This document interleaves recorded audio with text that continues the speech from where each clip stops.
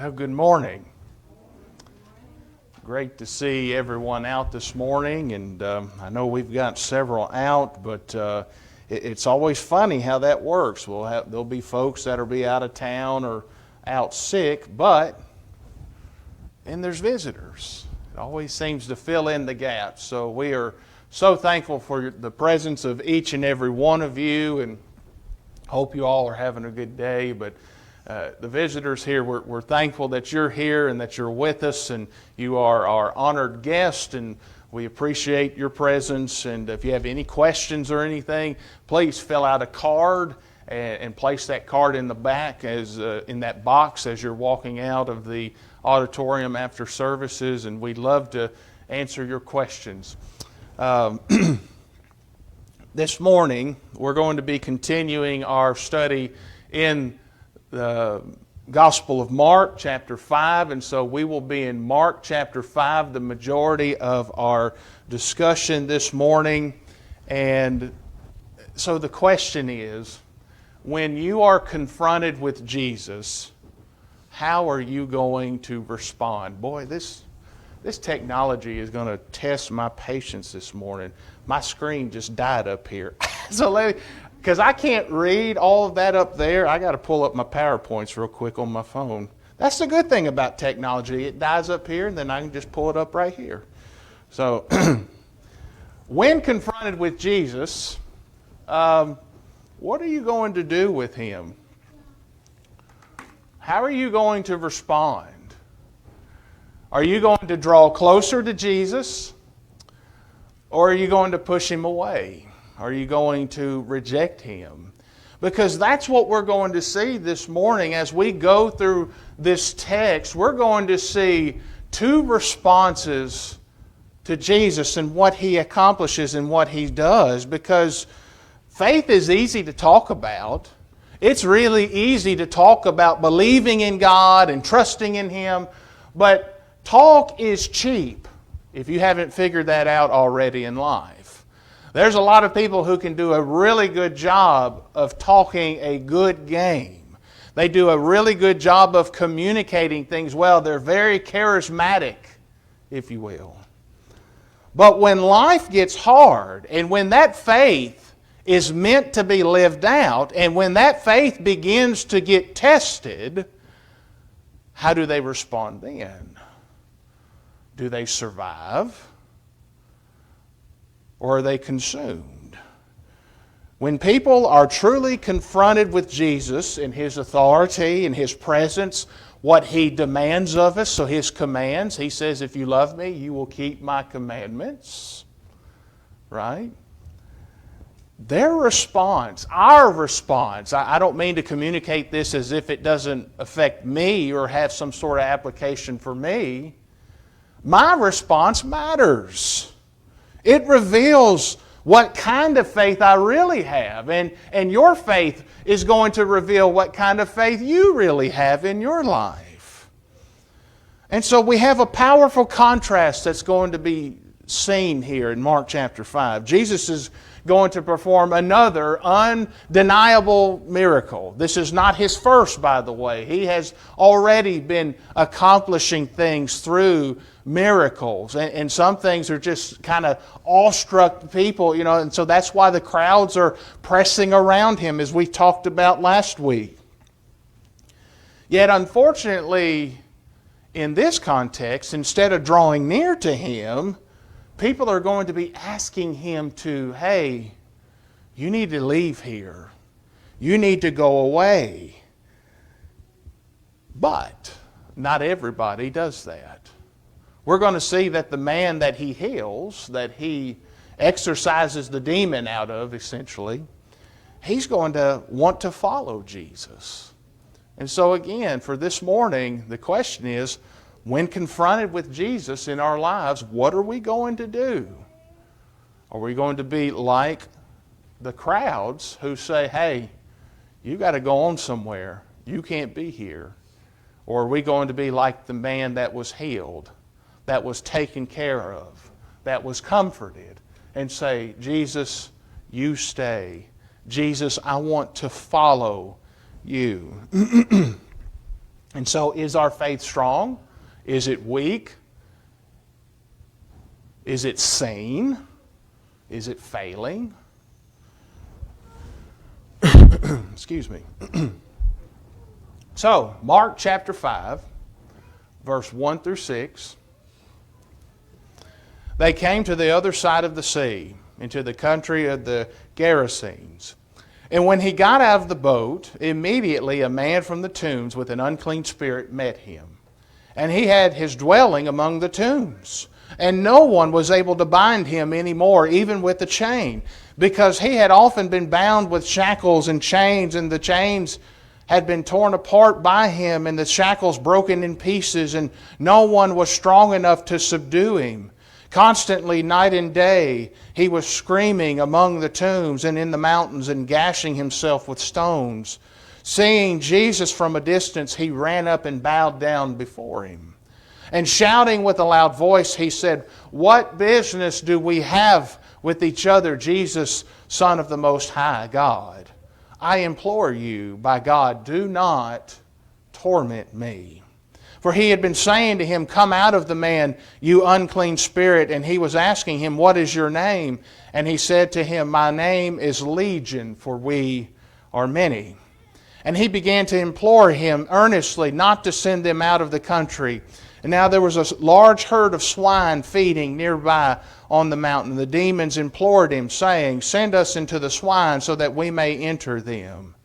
And Jesus gave them permission, and coming out of the unclean spirits, entered the swine. And the herd rushed down the steep bank into the sea, about 2,000 of them, and they were drowned in the sea.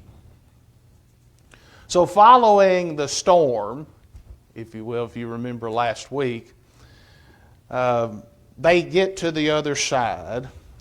And Jesus comes into contact with a man who is possessed by demons. And so this is a man who has been sent out to live amongst the tombs. He lived amongst a lot of dead people. He lived away from everybody else, isolated from everybody. So could you imagine if he ever had those lucid moments where he wasn't being controlled by the demon, how he really felt?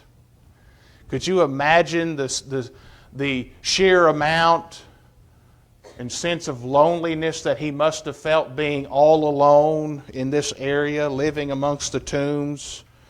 He had to be bound by chains because of how powerful he was. So this is something that was beyond nature. This was supernatural. Which is why when people talk about demon possession today, it's like, okay, let's really see if it's really demon possession or not. Typically, they don't want to go there. But he's crying out, he's cutting himself.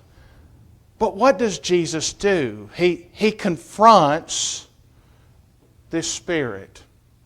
And this spirit, though, he cries out with a loud voice. He recognized Jesus for who he is. And so I want to take a moment just to talk to you just for a few minutes about this brief introduction here. This demon immediately recognizes Jesus for who he is. What business do we have with each other, Jesus, Son of the Most High God? And then he says, "I implore you, by God, do not torment me." Because ultimately, that demon recognizes where Jesus can send him to. He can send him to a place where he will be tormented for all eternity.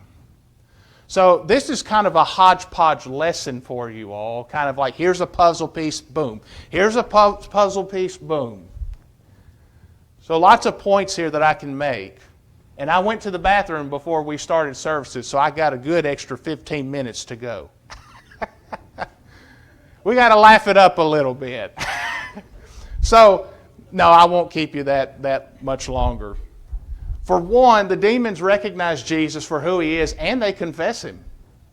Remember, this is legion, and so that term legion, in the Roman sense, in that Roman context, that means 5,000 to 6,000.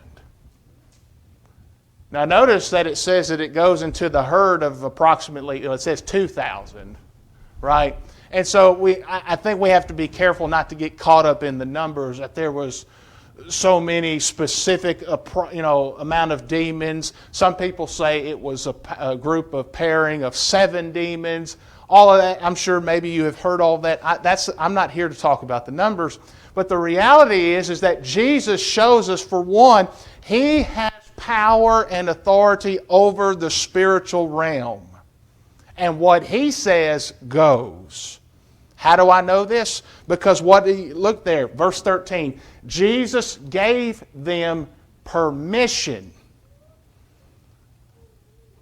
Those demons knew and realized they have to do things on His authority, by what He says, and what He says goes. There's no fighting and kicking back against the ghost. There's none of that. But first off, they confess Him as Jesus, Son of the Most High God. They knew who God is. They knew who Jesus was. But that confession alone was not enough to be salvific. And so it's like, well, preacher, what's your point? My point is that you need to listen to what some people are talking about and what they say. Because I can't tell you how often I get into conversations with people who say, well, all you have to do is confess Jesus. All you have to do is believe. If belief and mental assent alone was enough, then even the demons believe and they tremble. Shouldn't they be saved by that logic? And then, of course, they realize the faultiness of that logic, and they say, well, yeah, but their faith is different. Different how?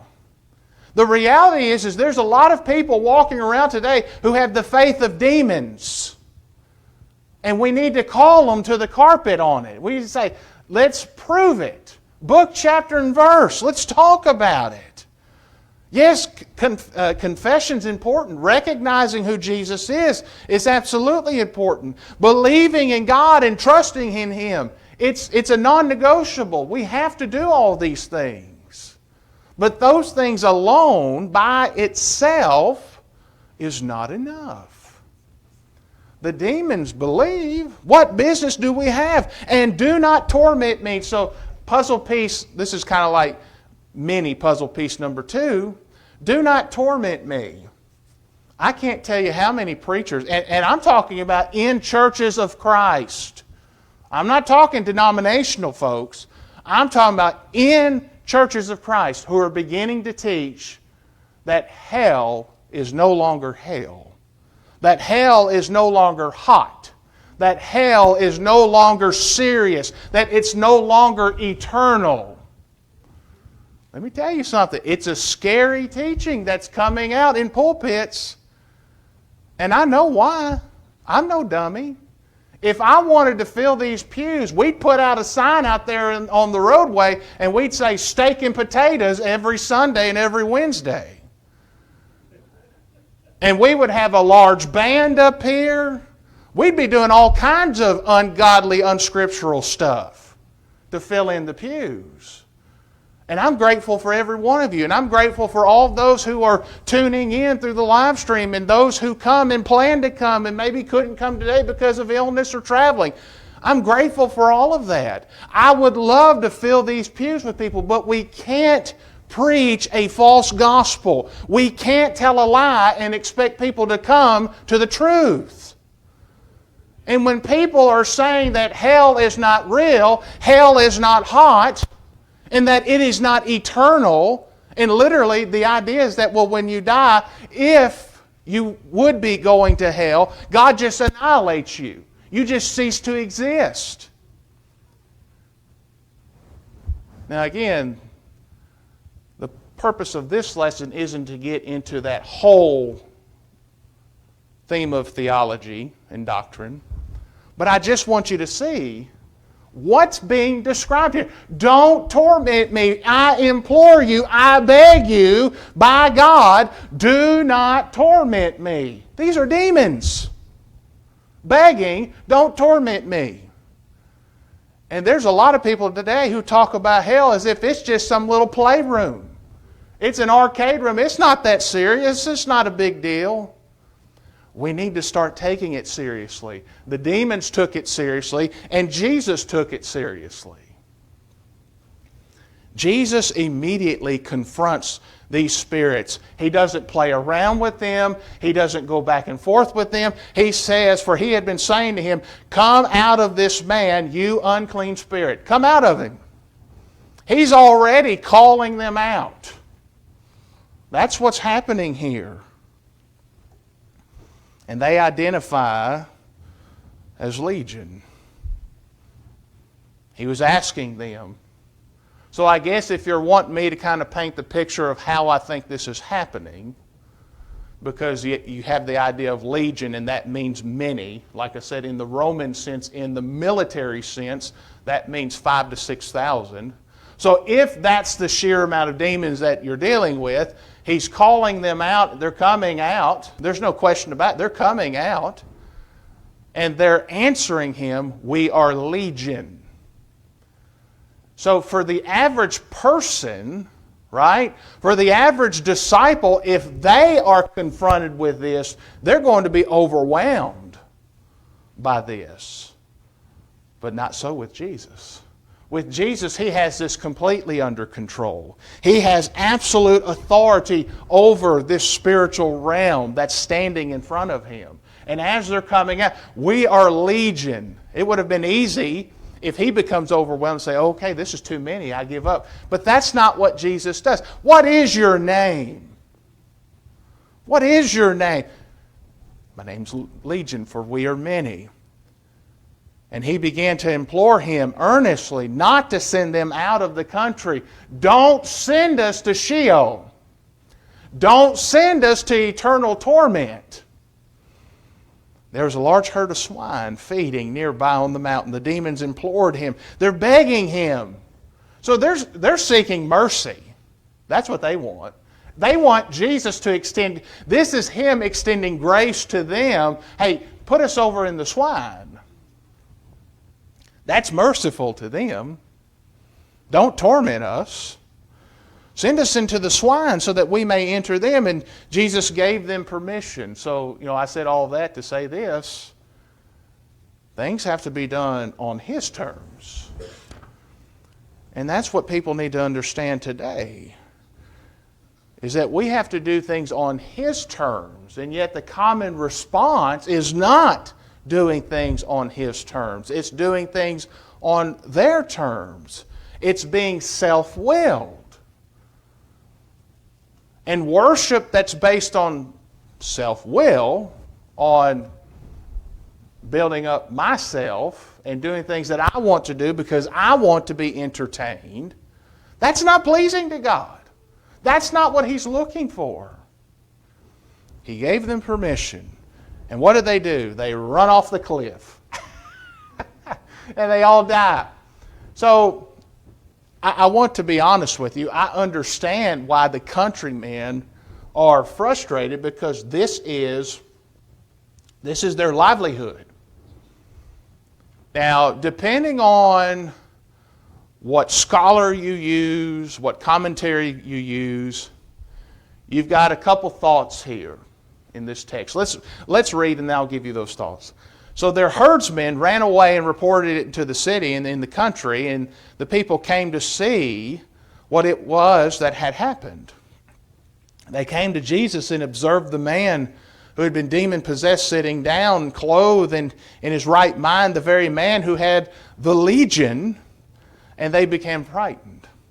Those who had seen it described to them how it happened to the demon-possessed man and all about the swine. And they began to implore him to leave their region. So, a couple thoughts here. Now, this is a Gentile area. So, the herdsmen could have been Gentiles, okay?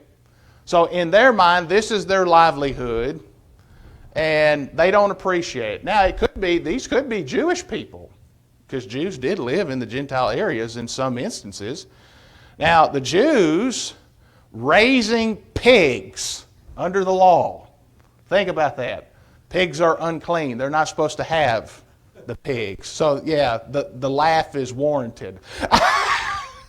And so it's kind of interesting if you look at it from the humorous sense.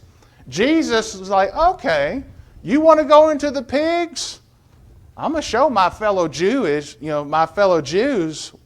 what's up. You're not supposed to be dealing with these animals, and yet you're hurting them. Now again, I'm telling you some scenarios. I can't prove it. I don't know if these herdsmen were Jews or whether or not they were Gentiles. Probably, if I'm safe to say, I'd probably argue that they were Gentiles. But if they were Jews, just hear this story out. Jesus says, okay, you want to go in the swine? Okay. He knew what they were going to do. Jesus knew that they were going to go fly off the cliff, and what is it that we say, when pigs fly? But they didn't fly. They went into the sea, and they all drowned. They all died, and so Jesus probably walked by, doing his hands. I tried telling y'all. And so they implore him to leave. Why? What did he just do with their herd? What did he just cause to happen? So the people come to see everything that's going on. Not only do they see that going on, but they see this man whom they had banished to the tombs. And he's free. So some of them, if they're not paying attention to his mannerisms, to what he's doing, his disposition, his facial expressions, they could be like, wait a minute, why is he not in chains? Why is he free? Why has he been let out? But he's sitting and he's clothed and he's in his right mind. Now, are they afraid because of what happened to the pigs? Yes, I think that's part of it.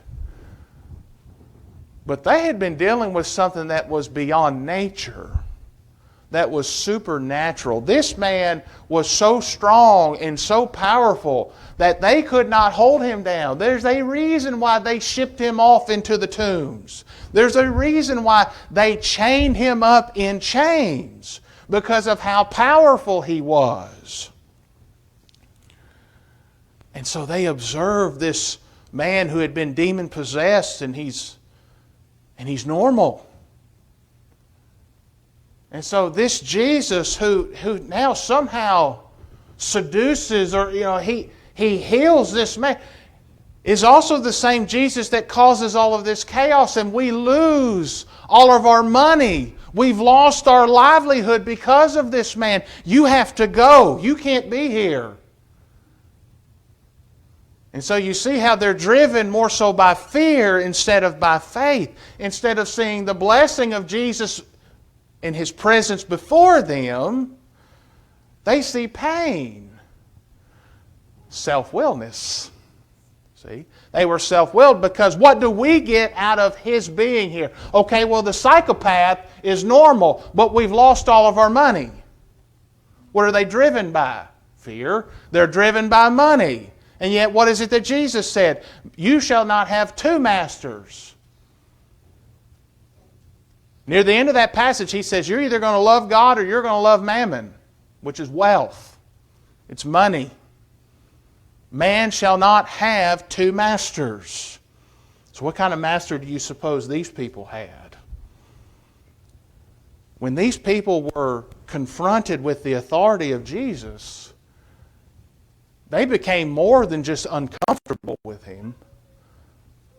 They got to the point they said, no, you can't be here. You can't be around us. They valued things more than they valued Him. They valued their things more so than they valued the soul of that demon-possessed man. And you know what? If you tell Jesus to leave, He's going to leave. That's another pill that we're going to have to swallow. Verse 18 through 20. As He was getting into the boat, Jesus didn't fight with them. He's like, okay, you want me to leave? He understands. God fully understands. And that's what is another thing that's so hard for me to swallow. When you're in a discussion with someone about spiritual things, serious things, you got to understand what we're doing right here and right now is serious.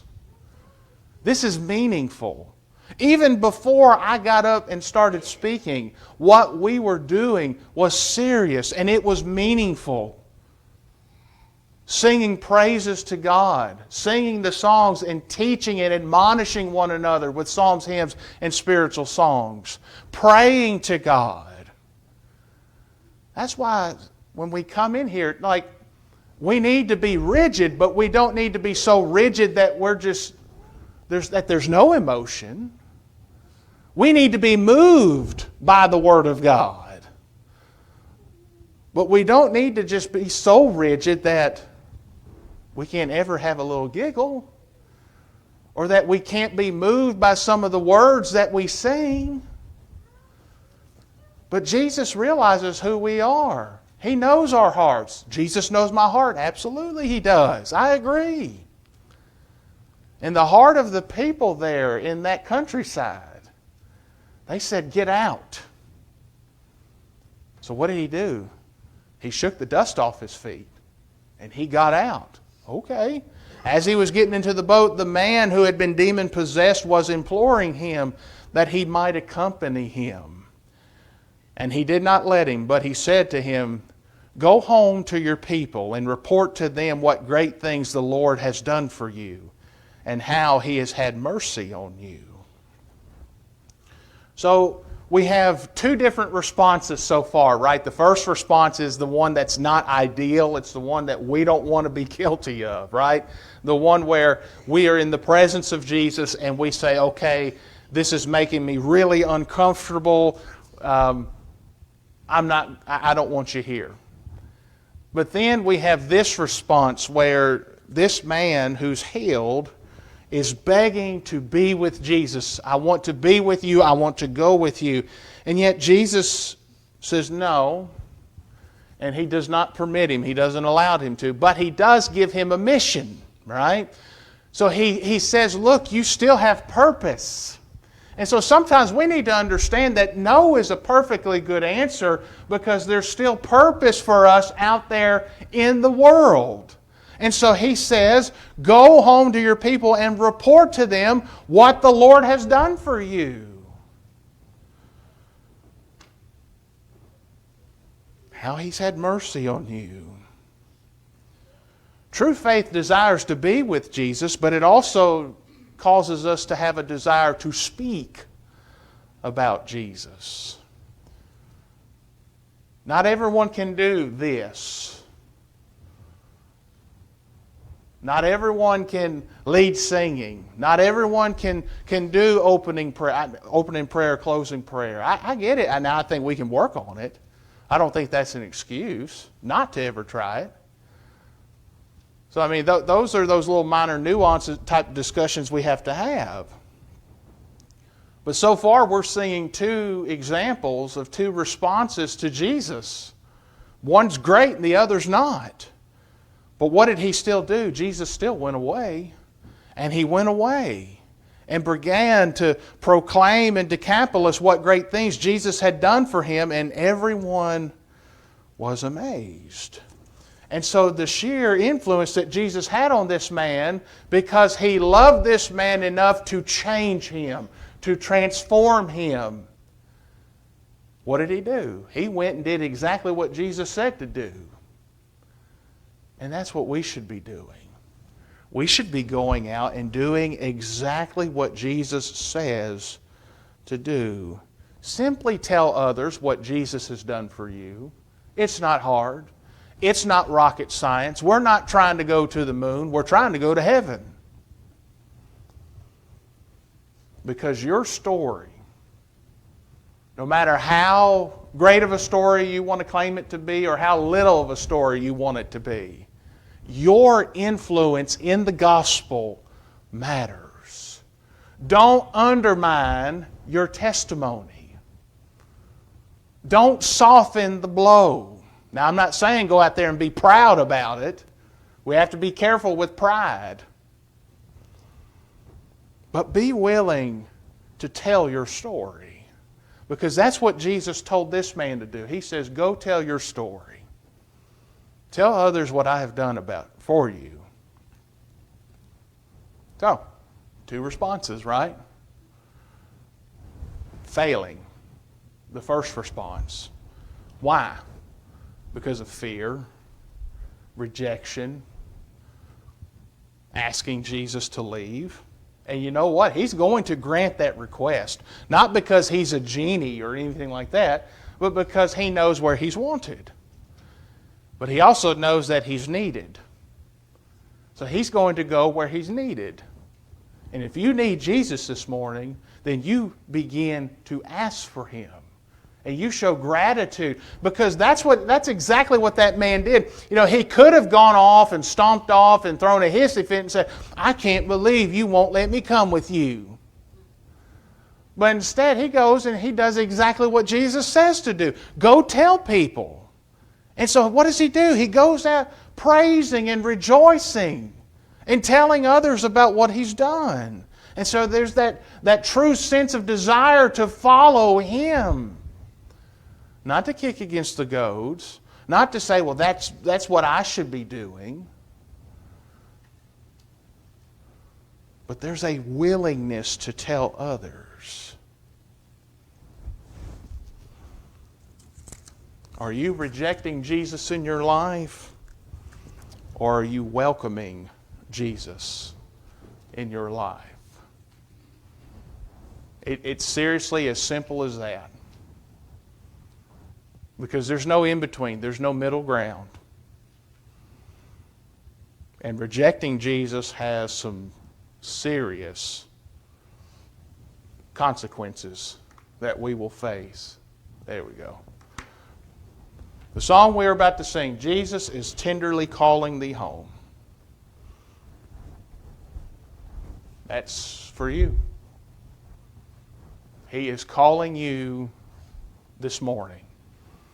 Don't worry about last week. Don't worry about tomorrow.